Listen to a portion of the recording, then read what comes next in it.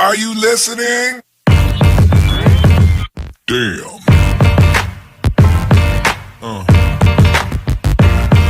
Yeah. Yeah. Another episode of Trash Talk. I'm TJ O'Connor. With me, as always, Damian the Wolverine Hill. Trash Talk is joined tonight by Max Bradley, who's getting ready for his fight this Saturday, March 7th, going down in Austin, Minnesota, A-Town Throwdown 16. I have confirmed. Trash Talk is brought to you by our sponsors, Valhalla Combat Sports Incorporated, Ink Shrinks Tattoo, Origin Wellness CBD, Spartan Martial Arts, James Clark Sports Psychology and Hypnosis Therapy, The Fighters, and my mom. Max, thanks for joining us today. How you doing, man? Good, good. How are you guys? Doing good, man. Sorry, actually, I just seen on Facebook that you just finished up a nice little run on this pretty warm winter day. Is it spring yet? I don't know. It's fooling us. Yeah, it's fooling us. Yeah, I've been trying to every nice day it is. I'll try to get out there, get like a good workout in, use that as conditioning. Oh yeah, nothing's better than good old fashioned road work. So talk us about a little bit about this fight, March 7th. You're fighting another ranked fighter. This guy is at 170 pounds, Vicente Flores Jr. How did this fight come into play, and what weight is this fight going at? I know you guys are both at different weight classes normally. Right. So yeah, it was like 2-week notice. My Brock just let me know. He's like, "Yo, we got a fight. You want to take it?" Asked him who it was. And I said, yeah. Didn't really know who he was, never heard of him. And he originally wanted to fight at 155, and then like 2 days later, he's like, we go to 160. And I was like, all right, that's fine, because it's already a short notice, so now I don't have to worry that much more weight, to worry about. So 160 it is. Okay. Mm-hmm. Yeah. And how, I mean, you don't seem too stressed about the weight, but No. how? I stay in shape, but it varies. It's up and down. A lot of people say I'm a small 55er, and a lot of people say I'm a big 55er. So. Yeah, I'm on the latter end. I think you're a bigger 55er. Yeah, that's it. No, I'm sorry. Go ahead, Max. Oh, I'm long. Yeah. Yeah, and then so coming into this fight, coming off of your last fight, we had a chance to talk. It wasn't on camera, but 20 hours notice against a guy that you've never seen fight before, and it turned out to be the 2019 Amateur Comeback of the Year. Haven't had a chance to compete since that point. What's it been like in the gym in preparation for the comeback? Honestly, I just train like I'm gonna get a call for a fight. That's just how my training always kind of goes. And that fight was actually on a 12-hour notice. And I got my eyes dilated that same day. Yeah. Oh my God. Yeah, we were talking about that. Were you still feeling the effects of it into the fight? Because I know you didn't see at all. I mean, I don't know how many hours it's supposed to take to wear off, but that's always a lie. It always lasts a little bit longer than that. Right. No, I don't know. Maybe I don't think so, but it was maybe. I guess I don't know. Maybe I feel like flash or bright lights is always kind of a thing. Yeah, yeah. I mean, I guess, That's but kind of it also could have been the. But sorry, I think I might have cut out there for a second. I'm sorry, you guys. Yeah. No, oh yeah. The dilation, it definitely makes your eyes more sensitive. Yeah. Yeah, but it obviously didn't affect your fighting ability that night. Like I said, it was a war. Anybody who was at the Myth that night, easily fight of the night. And like I said, your performance coming through, especially on such short notice, especially because it wasn't like the training camp. You took that fight coming home from vacation on top of that. So with this fight, I guess can't say a full training camp, but I know, like you said, you're always training like you're in the gym. What has been the difference in this fight? Any changes, anything, or what's training been like leading up to the fight March 7th? No, not a whole lot. I'm always working on my wrestling. That's always a fun thing to get better at. Striking, I just try to stay well-rounded. It's not something I feel like I'm not picking out things I need to work on. I work on everything. So.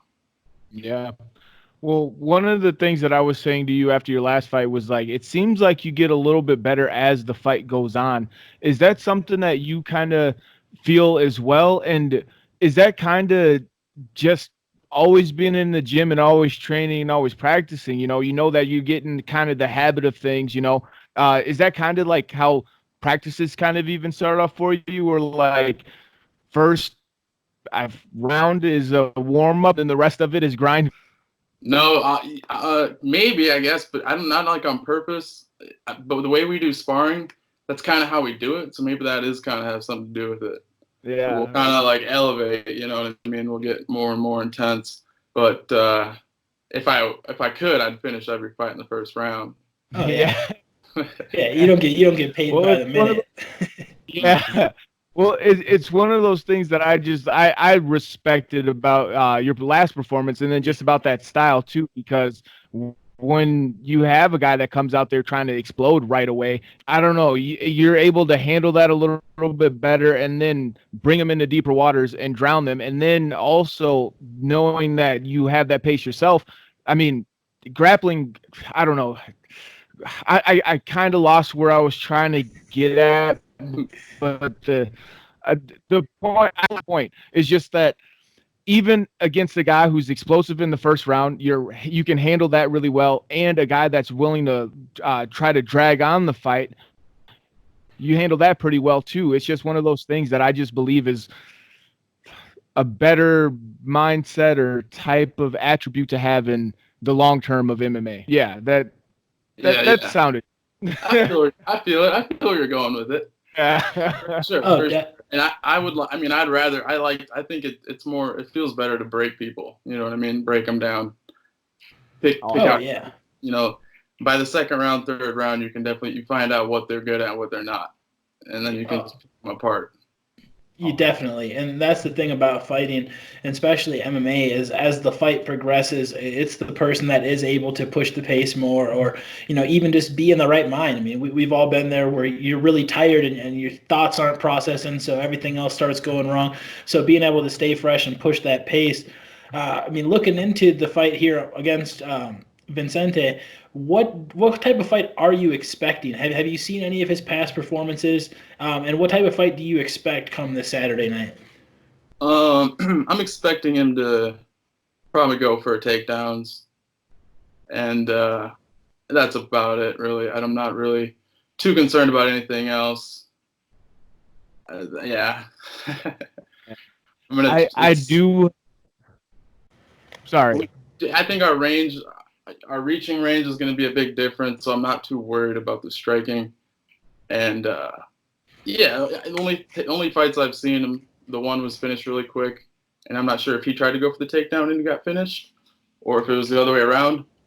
And then the other one, he got a couple of good takedowns landed inside mount. So things like that, I'm pretty sure he's been working. He's good. He seems more controlled on top, I guess. And I do think he's going to be the bigger guy, so I'm sure he's going to take advantage of trying to rest. Oh yeah, I mean, I definitely think that he has he has some really tough wrestling. I think that he believes that that's going to be his key to victory. And then with you being as long as you are, it's just one of those matchups where it's like, do we go for the takedown right away or do we even risk standing up on the feet? It's one of those things that makes me just really excited to see, just because of both of your fighting styles and your attributes, physically and just, I guess, again, physically, but in a different way, like how long and how short and all those things. I'm really sorry. I do have to go right now. I have to get back to my second job. I'm really sorry. TJ's going to finish this one up. Hopefully he doesn't do a horrible ass job, but I really do got to go. I'm really sorry. And thank you for your time tonight, man. No, man, I'm glad you made it work. Hell yeah. Thank you, brother. All right, now that he's gone, we can get the party going. We had to wait for him to really leave, but I really am excited for this fight. You mentioned, him looking for the takedown. Obviously, you're in a great spot for it, being at start. Some of the best jiu-jitsu, especially in central Minnesota. Who have you been working with in anticipation? I know that the Vicente as an opponent himself has been rather short notice, but who have you been working with on your ground game and just improving every day? I mean, Joey Hart's always my number one go-to guy. Living together and then having our gym. We have a separate gym in the basement. That's always something. We have a little extra time, a little after hours, work. And Tyler Matheson, Angel, those guys have got a lot of secrets. So Brock, of course, can't leave him out. No. I mean, and the thing about it is, all those guys are very similar in size and stature to Vincente. Joey, obviously one of the top 170 pounders in the state. I feel like in the whole Midwest personally, but that's for a different conversation. Yeah. But I mean, all in all, I think this is a very great fight. I'm excited to see you back in the cage for this one. It's gonna be your first fight, like I said, since October. I know you've had trouble getting more fights. Provided all goes well, what's next on the horizon? Are you looking to stay more active in 2020, or what are you thinking? Yeah, I definitely got some exciting news coming up. Sounds like LFA. Okay. So that's great. I mean, obviously you got to keep your eyes on the prize here, March 7th. Make sure everything all goes well. So I'm really excited. Just before we do wrap it up here today, Max, always want to give an open platform just to thank any teammates, sponsors, anybody outside of the gym that's been there for you. Timing's yours. Take how long you need. Yeah, appreciate it. Just my close teammates, Joey, Tyler, Bobby, Angel, Colin when he decides to come in, and then my sponsors, Vital Proteins and Vital Performance. They're my collagen supplement protein sponsor. So they got pre-workout, post-workout, the Jab Shop. A lot of guys use those guys. They're one of the best screen printing in Minnesota for sure. Drink Simple. That just keeps me hydrated. They send me drinks, all organic. The Zone Healer, he's my chiropractor from Princeton. He's been with me since day one. Anchor 13 Tattoos. He's also been with me since day one. The Lux, they're my apparel company. Home Painting. They do indoor-outdoor painting. They're also from my hometown, Princeton. BioTrust Nutrition. They're my whey protein sponsor. Iron Jaw, fully custom mouth guards. Lace and Loop helps me tie up my lace-up gloves by myself. And then CBD, that's for recovery, of course. That's CBD of St. Cloud. And you can get a discount by using MAX10 online. HKA, they're my gear sponsor, fully custom gear. Anything you want, they can put it on your gloves. Any shin guards, gloves, MMA gloves, headgear, everything. Stamina Patch, they're my recovery tape. It's a lot like KT tape, but it's medicated. Nice. And go give all those guys a follow. They've been helping me for a long time. No, that's beautiful. They hear that much support, especially like you mentioned, a lot of them from your hometown, getting that home base of support, your teammates. I mean, it's great to see. I feel like it's all coming together. I'm excited for this weekend. I'm not going to be able to make this fight personally, but I know I'll have Damian pulling up his video to stream this one. I'm excited for the fight. Max, again, really do appreciate you taking the time. Everybody watching the video, be sure to subscribe to Trash Talk with Damian and TJ right here below. Like this video, and most importantly, don't be a hoe.